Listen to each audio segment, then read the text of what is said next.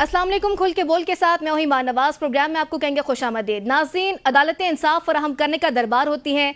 मुअज़्ज़ब माशरों में जान से मारने की धमकी नहीं बल्कि अदालत में सामना करने की धमकियां जरूर मिलती हैं। अदालतें गैर मशरूत और शफाफ इंसाफ फराहम करती हैं।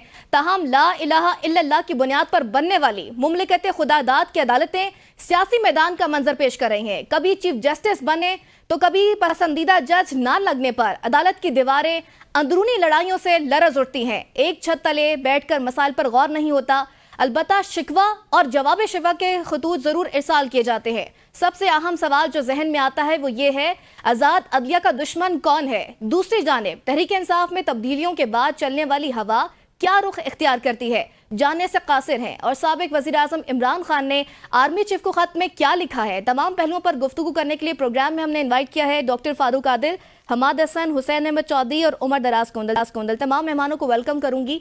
डॉक्टर साहब, आपकी जानिब आना चाहूंगी। हाई कोर्ट में जजेस की तैनाती के हवाले से सुप्रीम कोर्ट भी मैदान में आ गई है। चीफ जस्टिस ने हाई कोर्ट में जजेस की आमद को खुशाइन भी करार दिया है। इससे कबल 5 जजेस ने एक खत भी लिखा था। क्या अदलिया अब सियासत का मैदान बन चुकी है? तो क्या इसमें यानी ये बड़ा आपने नाजुक सा सवाल उठाया है, लेकिन क्या इसमें कोई शुबा बाकी रह गया है? आज अगर चीफ जस्टिस ये स्टेटमेंट देते हैं कि ये जो खतबाजी है, लेटरबाजी का लफ्ज उन्होंने इस्तेमाल किया है जी। अब लेटरबाजी भी ठीक हो जाएगी और मैं चीज़ों को ठीक कर दूंगा। एक तो ये इसमें एक उम्मीद है कि ये चीज़ें बेहतर हो जाएंगी, लेकिन इसके साथ ये एतराफ़ और ऐलान भी तो है ना कि उनके इदारे के अंदर ये सब हो रहा है। ये क्या हो रहा है जिसकी आपने तफसील बयान कर दी है। जी हमाद साहब, आप इस पर क्या कहना चाहेंगे? हाई कोर्ट में बाहर से लाए गए जजेस की वजह से वकला ने भी आज एहतजाज किया और 80% केसेस की समाअत भी नहीं हो सकी। क्या इसी तरह अदालती कार्रवाई पर असरात पड़ेंगे? ईमान, पहले तो मैं इस पर थोड़ी सी बात करूंगा कि इस प्रोग्राम के लिए सवालात कौन बनाता है। ये प्रोफेशनल एथिक्स के खिलाफ है कि आप ऐसे सवालात बनाएं जो एक मखसूस पार्टी को सपोर्ट फराहम करने के लिए उसके जवाब आए। तो मैं तो वो जवाब नहीं दूंगा। मैं तो पूरी तारीखी हकायक और तारीखी तनाजुर में जवाब दूंगा। क्या उस वक्त ज्यादती नहीं थी जब आइन को रीराइट किया जा रहा था? उस वक्त अदालतों के अंदर लड़ाई नहीं थी? क्या उस वक्त अदालतों के अंदर लड़ाई नहीं थी? इस सवाल को उससे क्यों नहीं अटैच किया गया जब जस्टिस फाइजीसा इसी अदालत के मुहतरम तरीन जज को अपनी अहलिया के साथ खड़ा किया गया? क्या उस वक्त अदालतें ठीक थी जब मुंतखब वज़ीर आज़म को इकामा और पानामा पर सजाएं दी गई? देखे, हमसे ये कम अज कम मैं तो ये सहाफत नहीं कर सकता कि मैं एक मखसूस पार्टी के लिए बनाए गए सवालात का जवाब उसी तरह दूंगा। मैं तमाम हकायक और तमाम तारीख सामने रखूंगा। नहीं, अच्छा, आपको क्यों लग रहा है एक पार्टी के लिए तो नहीं? मेरा सवाल आपसे ये था कि आज वकला की हड़ताल हुई, एहतजाज हुआ, उससे केसेस इल्तवा का शिकार हुए, समाअत नहीं हो सकी। उस वक्त भी वो कला की हड़तालें होती रही, उस वक्त भी वो कला की हड़तालें होती रही जब हाइब्रिड रिजीम चल रहा था, तो तब भी गलत था ना सर? अदालतों पर असरअंदाज हो रहा था, जब फैज हमीद के हाथ में पार्लियामेंट था, जब वो 34 मेंबरान के जरिए 65 मेंबरान को सेनेट में शिकस्त दे रहा था, जब कर्नल लियाकत पार्लियामान चला रहा था, उस वक्त ये सवाल, उसके साथ ही ये सवाल पूछना चाहिए। ये सवाल सिर्फ मखसूस वक्त तक नहीं और आज किया हुआ है। 3 जजेस इस्लामाबाद हाई कोर्ट में तयनात हुए। 2008 में जस्टिस सरदार मोहम्मद असलम लाहौर हाई कोर्ट से आए थे यहाँ पर जज की हैसियत से, फिर चीफ जस्टिस भी बने इस्लामाबाद हाई कोर्ट के।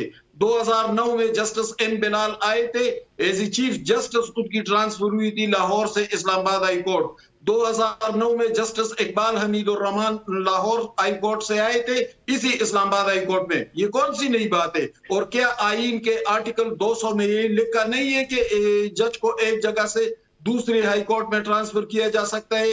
क्या ये आईन और चीफ जस्टिस और प्रेसिडेंट का इख्तियार नहीं है? अगर है तो फिर ये सवाल की कीमत क्या है? बिल्कुल है, आइन में तो ये लिखा है कि ट्रांसफर हो सकती है, लेकिन मामला यहाँ पर सीनियरिटी का है ना, कि अगर वो नया औथ लेते हैं तो फिर वो मोस्ट सीनियर तो नहीं रहेंगे। कौन मोस्ट सीनियर नहीं रहेंगे? जस्टिस डोगर साहब की बात कर रही हूँ। आप कह रहे हैं आइन में लिखा, आइन में तो लिखा है ये कि ट्रांसफर हो सकती है, लेकिन जो जजेस ने खत लिखा उसमें भी यही पॉइंट उठाया गया था कि तैनाती अगर हो रही है तो अगर वो नया औथ लेंगे तो फिर मोस्ट सीनियर तो नहीं रहेंगे। तो ठीक है ना, न रहे वो सीनियर मोस्ट जज। अगर आईन उसको इजाजत देता है कि वो एक हाई कोर्ट से दूसरे हाई कोर्ट में आ सकता है, तो फिर आईनी तौर पर वो आए हैं, इसमें गलत किया हुआ है। अगर उसकी सीनियरिटी यहाँ बनती है तो ठीक है, बनती है, फिर वो चीफ जस्टिस भी बने। और एक बात और भी मैं ईमान करूं, एक मिनट, एक सेकंड मुझे दे दे। देखिए, तमाम इदारों में आप देखें, फौज से लेकर हेल्थ डिपार्टमेंट तक, सिविल ब्यूरोक्रेसी तक, हर जगह।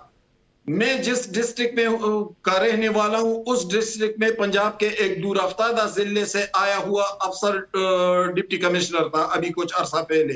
हर जगह पर ऐसा हो सकता है, लेकिन ये सिर्फ जजेस का इख्तियार है कि वो अपनी जगह से नहीं हिलेंगे।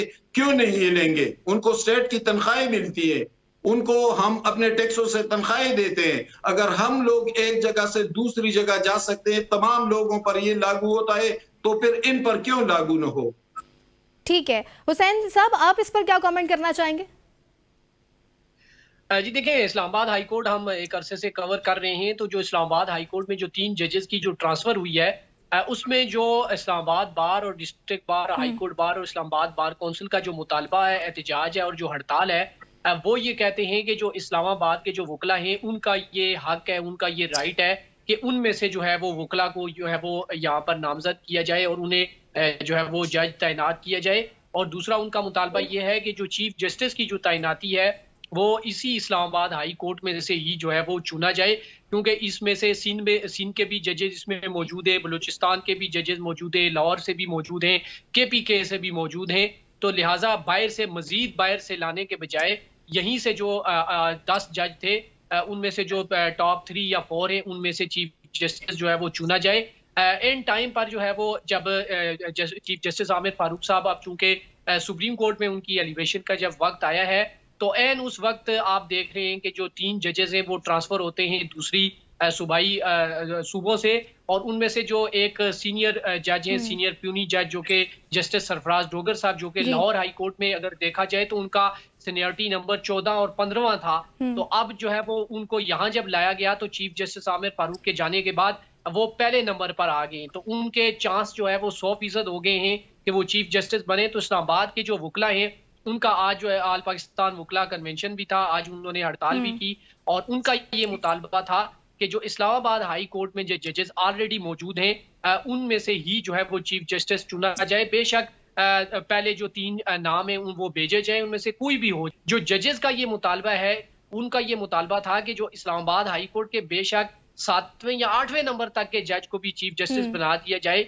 तो वो उन्हें मसला नहीं था, लेकिन बाहर से जो है वो जज ना लाया जाए, ये तासर देने के लिए कि यहाँ पर केसेस ज्यादा हैं और बाहर से जज आ जाएंगे तो केस कम हो जाएंगे। तो उन्होंने अपने खत में ये मेंशन किया है कि लाहौर हाई कोर्ट में तो सबसे ज्यादा केसेस हैं, वहां पे जजेस की तादाद जो खाली है वो भी वहां सबसे ज्यादा है, मतलब 15-16 जज वहां चाहिए, यहाँ तो सिर्फ 2 जज चाहिए थे।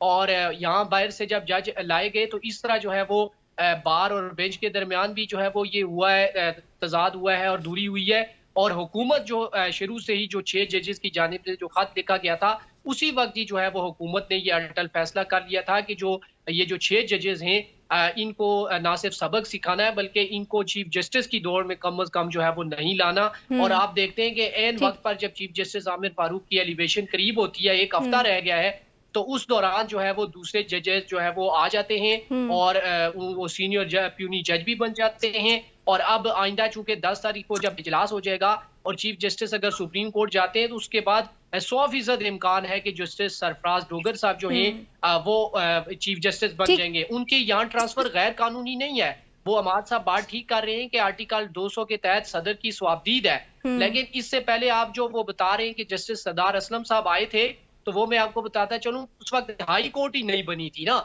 उस वक्त हाई कोर्ट नहीं बनी थी, तो इसलिए जो है वो लाहौर हाई कोर्ट से उनको यहाँ लाया गया था। दीगर भी 1-2 जज आए थे, लेकिन अब ये तादाद 10 के करीब है।